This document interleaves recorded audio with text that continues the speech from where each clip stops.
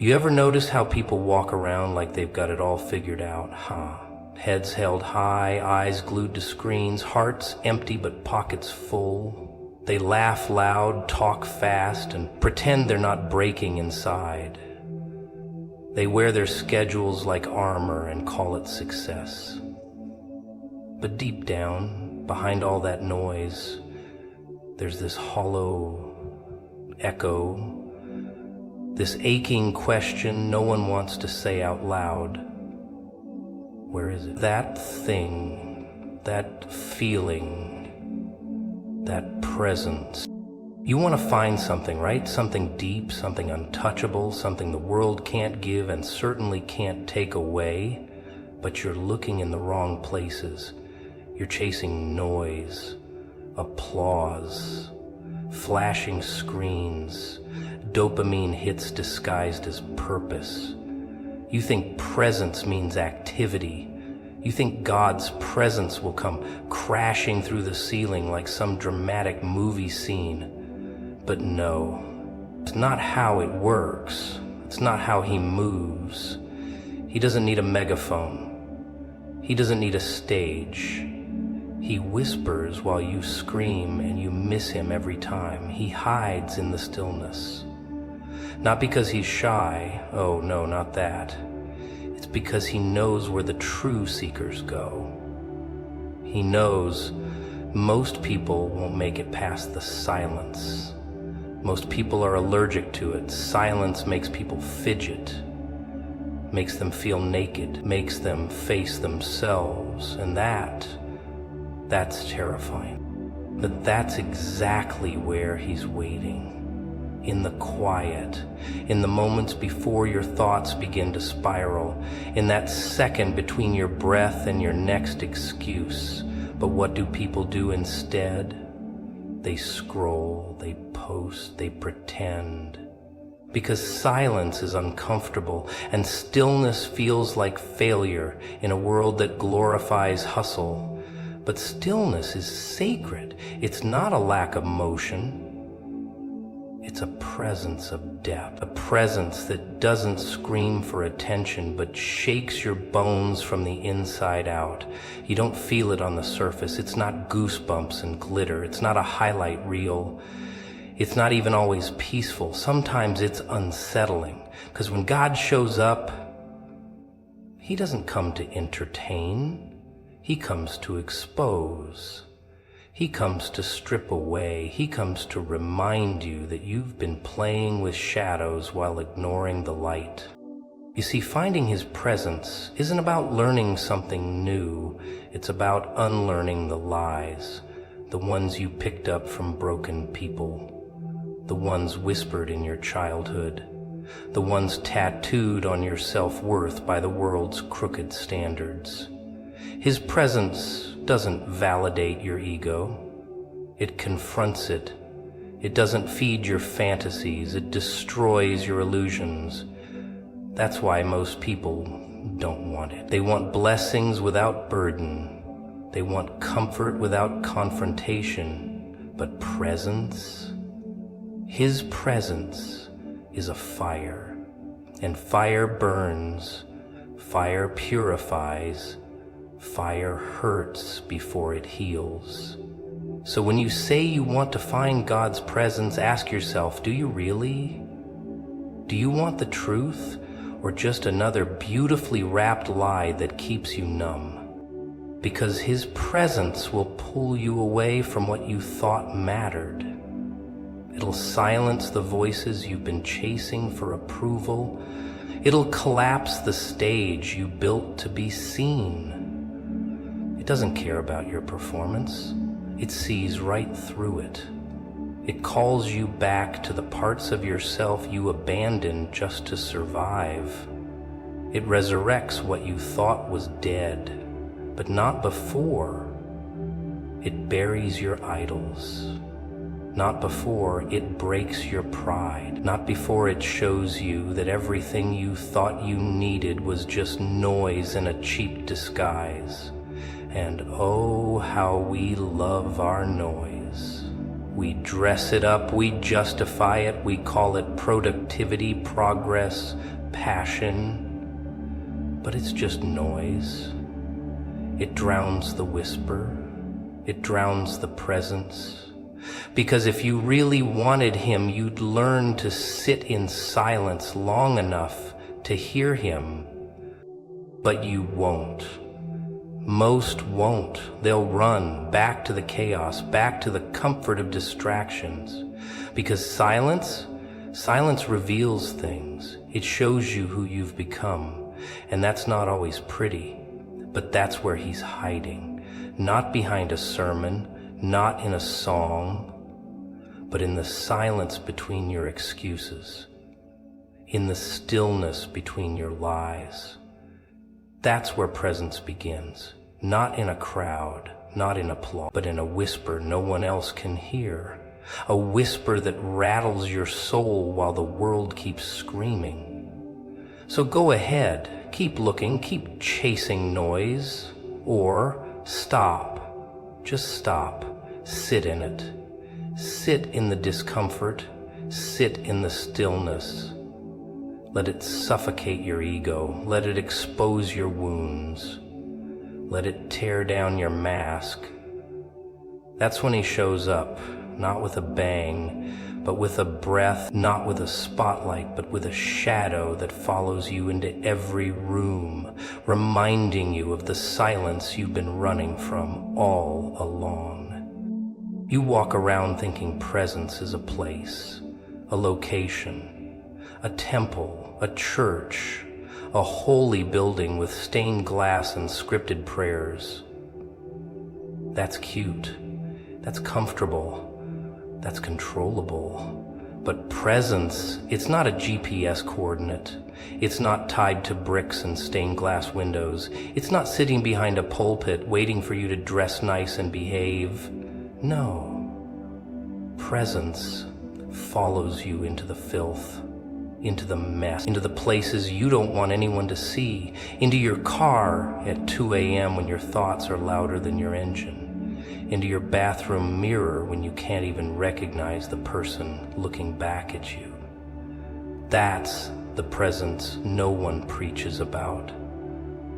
That's the version that makes people squirm, because it's raw, it's real, it's relentless.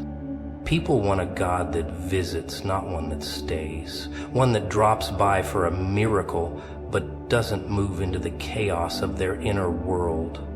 They want a God that fits into their schedule, their Sunday slots, their devotional routines. But his presence isn't a guest. It's a fire. It consumes, it invades, it rearranges. You don't invite it politely and keep it confined to a corner of your day. It breaks in. It wrecks your routines. It disrupts your patterns. It doesn't ask for permission. It asks for surrender. But surrender sounds like defeat to people addicted to control. So they resist it. Pretend they're seeking him when they're really just protecting their comfort. See, people think presence feels like peace. Sometimes it does, but sometimes it feels like pressure, like weight, like confrontation, because it presses on everything you've tried to keep hidden. It doesn't come to pat you on the back. It comes to put a mirror in your face. Not the kind that flatters you, the kind that shows you the cracks, the addictions, the fears, the masks. And the worst part, it does it in silence, not with thunder, not with lightning, just silence. And that silence speaks louder than 1,000 sermons. It tells you exactly what you've been avoiding. Exactly what you've been covering up with your busy schedule and spiritual performance. You can fake a lot of things in life, smiles, confidence, holiness, but you can't fake presence. It exposes you. You can post quotes, sing worship songs, attend every service, but if you haven't been wrecked by the weight of presence, you're still dancing around the surface. You're still performing, still decorating your prison cell and calling it freedom. Because presence doesn't care about your performance. It tears it down. It doesn't applaud your act. It destroys the stage you built with your insecurities. And when it does, you have a choice: run or break. Run back to your illusions or break into truth. But truth hurts. Presence is not a feel-good pill. It's surgery without anesthesia. It cuts into your soul with precision. It slices through the layers of ego, entitlement, and excuses. It pulls out the poison you've learned to live with, the kind you hide under your smiles and titles, the kind you pretend isn't there, but he knows. He's always known. He's been watching you stitch wounds instead of healing them, watching you build altars to things he never asked you to worship, watching you chase platforms instead of purpose. And still, he shows up.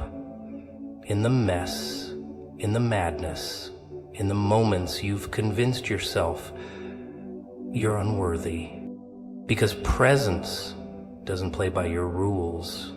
It doesn't wait until you're holy enough, clean enough, good enough. It invades the chaos and demands surrender, not a show, not a speech, just surrender. That's what people fear most, not punishment, not judgment, but surrender. Because surrender means losing control. Losing the version of yourself you've spent years building, losing the comfort of your chain. But without surrender, you'll never experience presence beyond the surface. You'll keep dancing in shallow water, calling it deep. Keep mistaking goosebumps for transformation. Keep confusing noise for nearness, because presence, real presence, it costs something. It costs you your mask, your pride, your plans, your comfort. It costs you your ego's illusion of control, but people would rather cling to a pretty prison than be free in the fire. Because the fire hurts, the fire exposes, the fire refines, but only the fire reveals the gold that was buried beneath your ashes all along. People talk about peace like it's some fluffy little cloud you float on when life gets soft and sweet. They speak of serenity like it's a candle-lit bath and background music, like the universe finally aligning to pamper their little souls. But real peace, real presence, it doesn't come dressed in silk robes and soft whispers. It comes in storm, in moments where everything around you is cracking, burning, collapsing, and somehow, you're still standing, still breathing, still looking at the chaos with steady eyes. That's not because life is kind. It's because presence is stronger than panic. People chase noise. They fill their ears with voices, their schedules with distractions, their minds with worries, just so they don't have to sit in the silence where truth lives. They're terrified of that quiet, because that's where presence waits. Not in the noise, not in the applause, not in the chaos, but in the stillness that strips you bare, the kind of stillness where your ego doesn't echo anymore, and you're left with nothing but you and him. No filters, no followers, just reality. But most people aren't ready for that kind of reality. They want the illusion, the highlight reel, the soft version of God who makes them feel good but never makes them face. You think presence is a comfort zone. No, it's a confrontation zone. a battlefield between who you pretend to be and who you really are. And when that presence starts pressing in, you'll feel it. Not in the air, not in your skin, but in your bones. A weight, a pull, a fire that whispers instead of shouts, but its whisper pierces louder than any scream. It's the voice that says, you know this isn't it. You know you're playing small. You know you've buried your soul under safety nets and social masks. And you try to shake it off, laugh it away, distract yourself with more ambition, more activity. But it stays, it waits, it watches. Because presence doesn't push. It pulls. It doesn't force its way in. It invites you to come undone. But oh, how scared people are of being undone. Because it means giving up the lies they've built their lives around. It means looking in the mirror and seeing not just what they've become, but everything they've abandoned along the way. Their courage, their authenticity, their childlike faith, their boldness, their fire, all buried beneath expectations and survival tactics. But presence doesn't negotiate with your comfort. It only answers to surrender. And when you resist it, you feel it slipping further away, leaving you with a life that looks successful but feels empty. Shiny on the outside, hollow on the inside. You see, when real presence enters a room, it doesn't entertain, it exposes. It doesn't decorate, it dismantles. And it doesn't flatter you, it confronts you. It puts a mirror in front of your soul and says, now tell me, who are you when the titles fall off? Who are you when your hands stop building and your mouth stops talking? That's when you see it. The crack, the fears, the doubts you've been dressing up as confidence, but instead of shaming you, it welcomes you. It says, finally, now we can begin. But most people don't want to begin. They want to skip the process, jump to the blessings, collect the miracles like trophies without ever enduring the breaking that shapes the vessel to carry them. But presence doesn't work like that. You don't just show up and take. You sit, you wait, you break, you let it undo you, piece by piece, pattern by pattern, until the old you can't breathe in this atmosphere anymore. Until the new you starts to rise, not with noise, but with depth. Not with hype, but with substance. Not with performance, but with presence. That's when things shift. That's when the fake falls off and the real steps in. But it's uncomfortable, it's lonely, it's terrifying, because you're walking away from the applause and toward authenticity. Walking away from everything that validated your ego and toward everything that convicts your soul. Most people can't handle that kind of weight. They run back to the crowd, back to the noise, back to pretending, because they'd rather be liked than be real. They'd rather feel comfortable than be changed. They'd rather survive in the shallow end than drown in the deep where presence lives.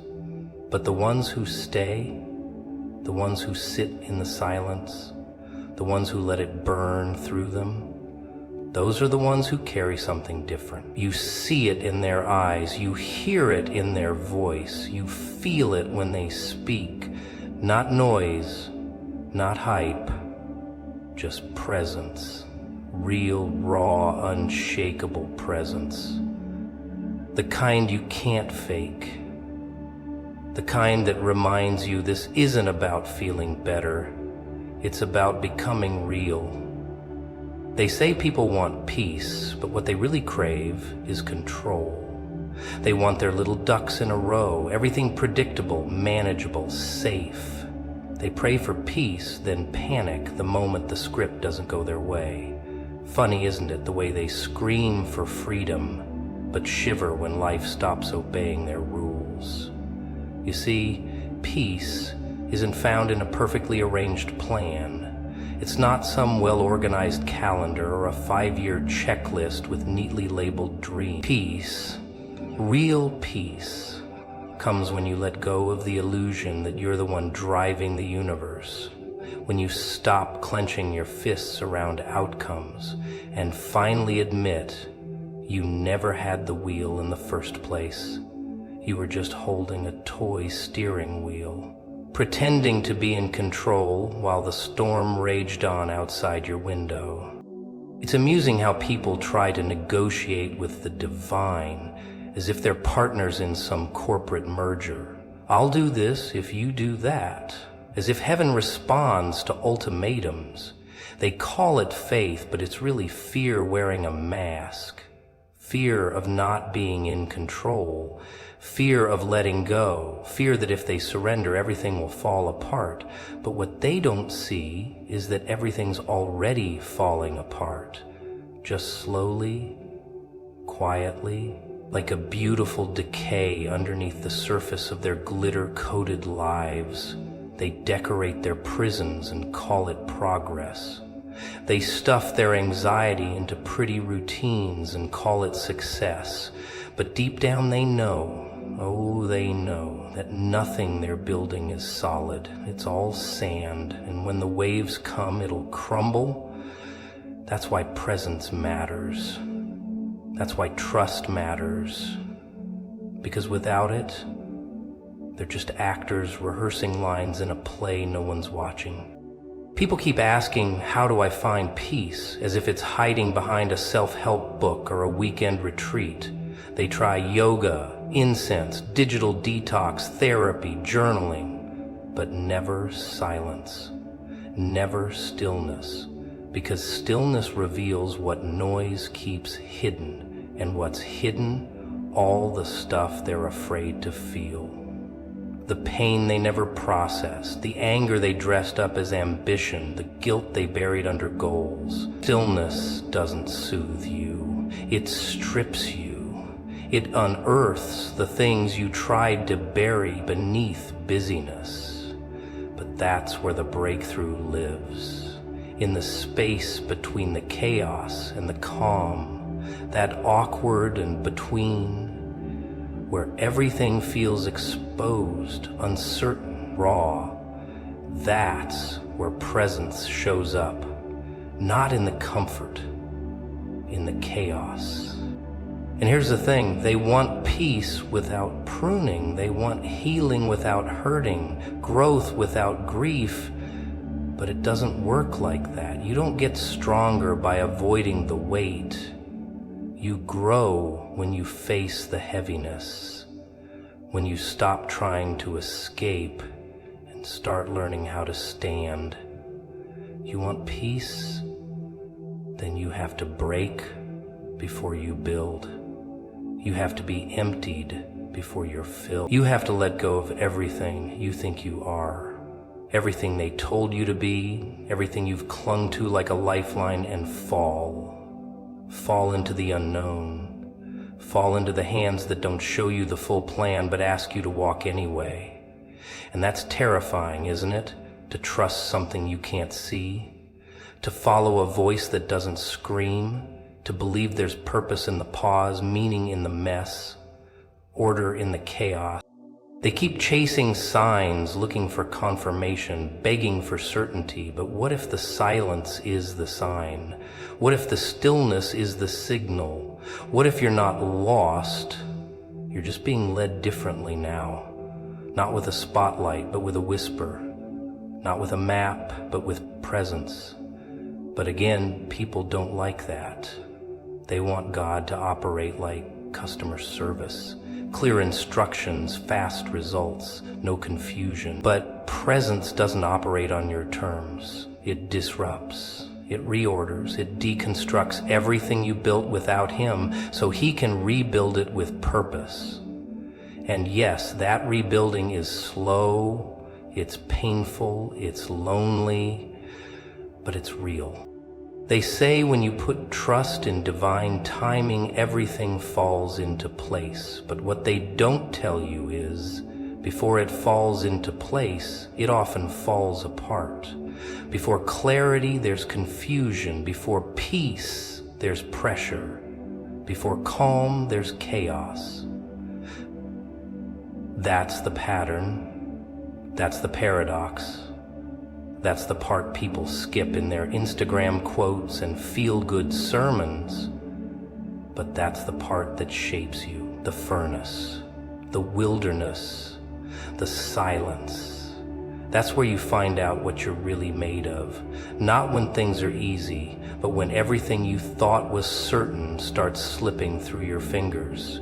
When the storm hits and your plans shatter, but your soul stays steady, not because you're strong, but because you're anchored. Anchored to something deeper than logic, deeper than feelings.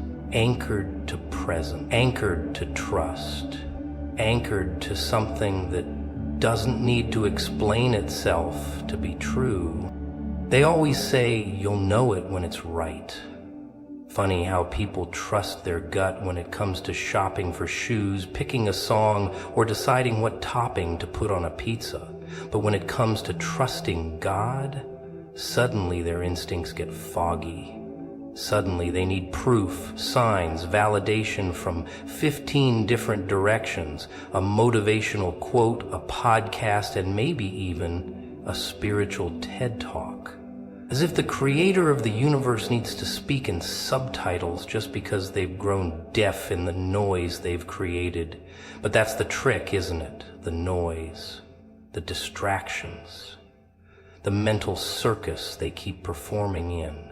Loud music, louder opinions, flashing lights, dopamine hits, constant scrolling, never stopping. They say they want to hear God, but they never turn down the volume long enough to notice He's already whispering. People crave peace, but chase chaos. It's hilarious, really, how they scream for clarity while cuddling confusion, how they beg for change but run from stillness because stillness feels like nothing's happening. And oh, how terrified they are of nothing. But that's where the magic brews.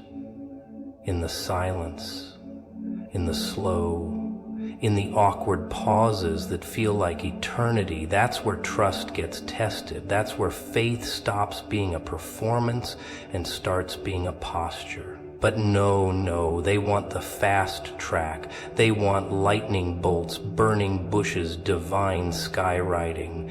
And when none of that comes, they start to doubt. Not because God isn't there, but because they can't bear the quiet, because the quiet exposes them. It shows them how much noise they've used to cover their own lack of trust. So what does God do? He starts removing things, slowly, gently, sometimes violently. The fake friends, the comfort zones, the routines, the backup plans. One by one, the props fall away, the stage gets emptier, and panic sets in. Oh yes, panic, because when you've built your security on sand and the waves start hitting, you realize you were never standing on anything solid to begin with. But it's not cruelty, it's construction. It's not punishment, it's preparation. Because before God fills your hands with what's real, He'll make sure they're not clinging to what's counterfeit. But again, that's not what they teach you in Sunday school, is it? They don't tell you that trusting God means walking blind sometimes, that it means looking like a fool to the world because you chose obedience over popularity. That it means saying no to what looks good now just to wait for what's right later.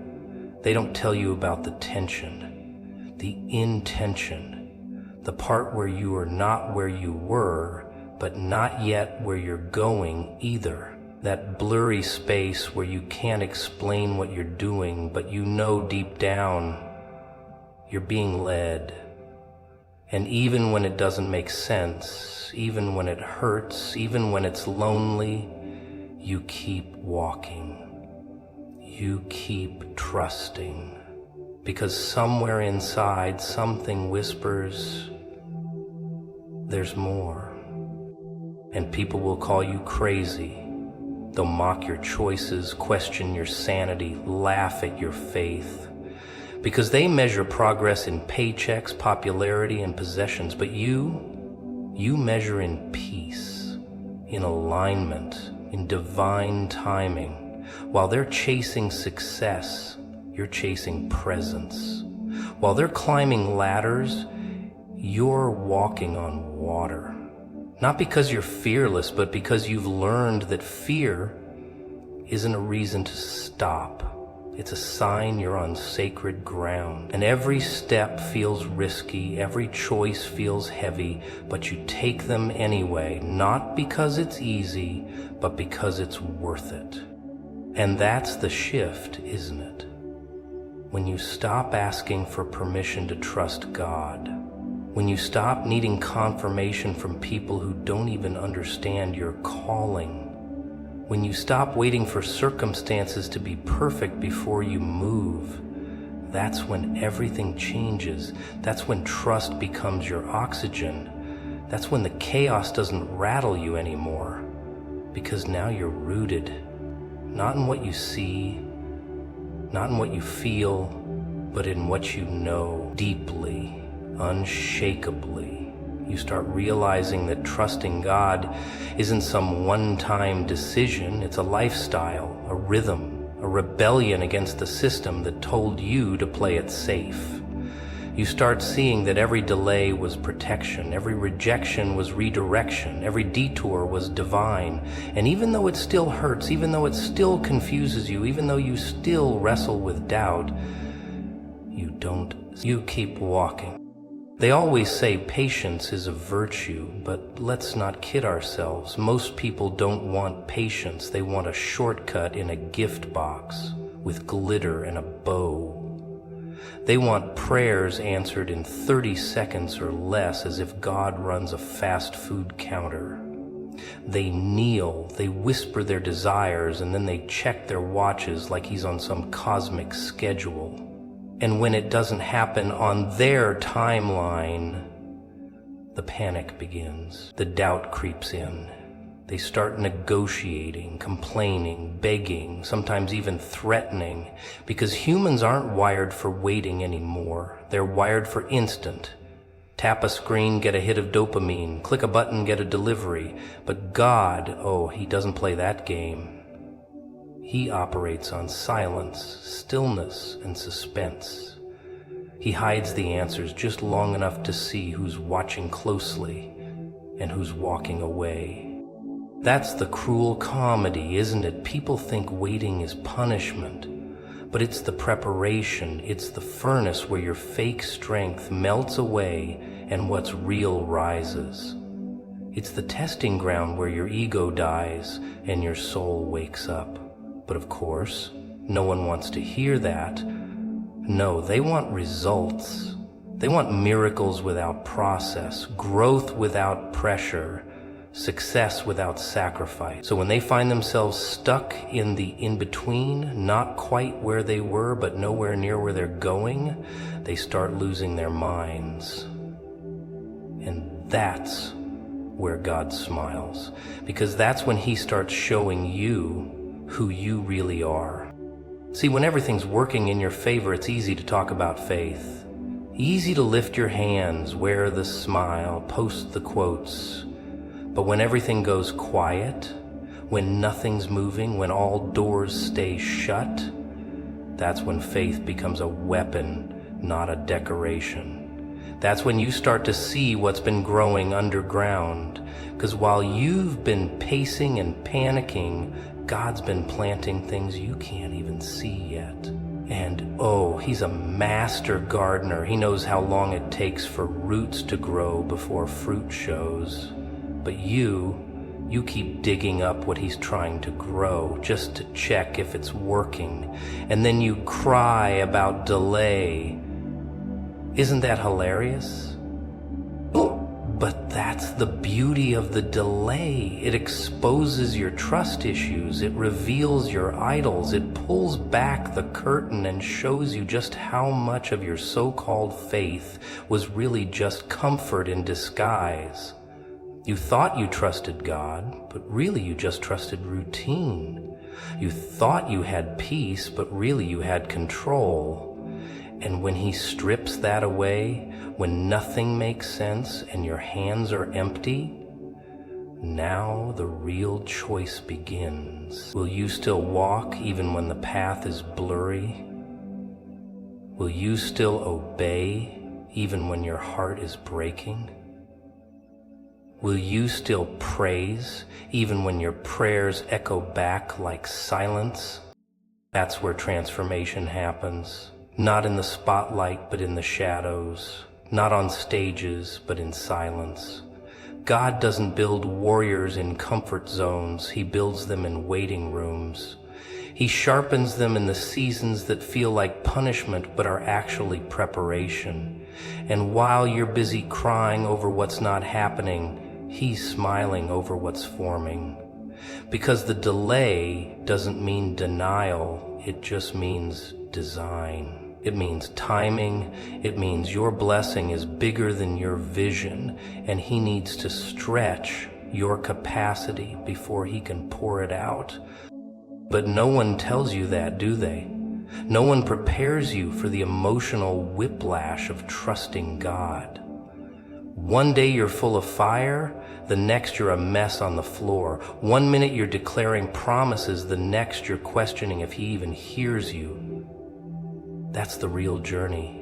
Not linear, not polished, not perfect, but raw, messy, beautifully chaotic. And in that chaos, something wild begins to form. A deeper knowing, a reckless surrender, a gritty kind of faith that doesn't flinch anymore. Because you've seen the valley now, you've felt the ache, and you've learned that even when God feels distant, He's closer than your next breath. And by the time the breakthrough shows up, oh, you won't be the same person who started the journey. You'll be stronger, sharper, quieter. Not because everything got easier, but because you got anchored. You stopped needing applause to feel valid. You stopped needing answers to feel secure. You stopped needing shortcuts to feel blessed. You just learned how to stand, how to breathe, how to wait without whining, how to trust without trembling, how to keep walking even when your legs shake